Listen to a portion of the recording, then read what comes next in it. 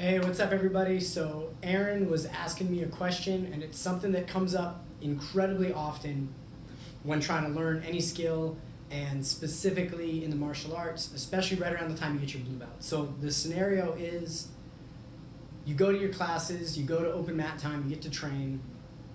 How do you, in a mindful way, go about adding pieces to your game, right? So, you go to a seminar, you learn a bunch of cool moves.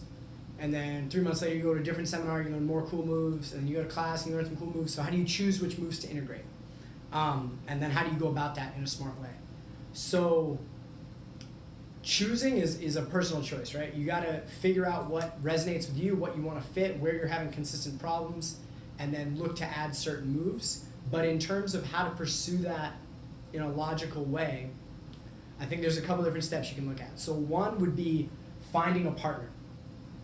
Finding someone you can work with, even if it's somebody brand new, the fact that you can teach them that move is going to help you a ton in your retention. And then they can be that person that's kind of on the journey with you, so they can check in with you.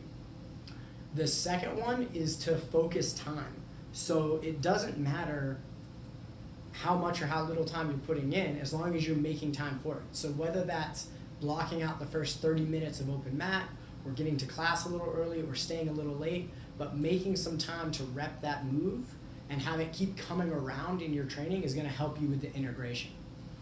The third piece is to train with a purpose. So let's say you want to get good at passing with a leg drag.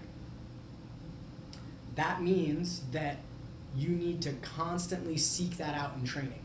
So whether it's writing that down before you train or before every time you roll, telling yourself that you want to go for that move, you need to have a way to bring it to the top of mind for every open training session that you're going for that.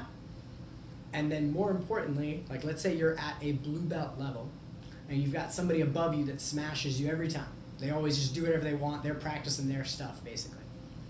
Well, obviously that's not the person you're going to be able to consistently create leg drag passes with. But you have another partner that typically you can get a pass on them and then you can submit them. Well, rather than submitting them, you need to find a way to work back into their guard so you can repass again, So using those partners where you have a skill gap, so you can present the same problem over and over for them. And that will help you because one, you're getting repetitions. Two, you're seeing more and more ways that they can defend that move. As they become familiar, they're going to come up with new creative defenses.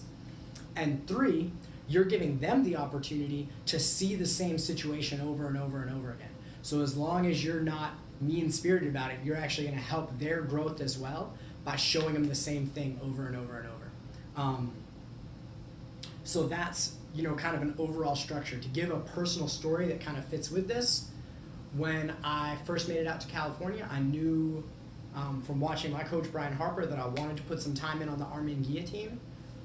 I made it my goal that for me an arm and guillotine submission counted more than everything else. So no matter what the situation was, I was always hunting it. And I knew that there was going to be a learning curve, so I went for it even when I knew it was going to get me in trouble because I didn't have the knowledge yet to keep myself safe no matter what. So I gave up some bad positions. I lost some rounds. I was willing to invest my time into that position. So as you get to that point in the journey where you've started learning and you need to start to be more mindful about what techniques you select and how you pursue growth, these are just a few strategies that hopefully will help you on that journey.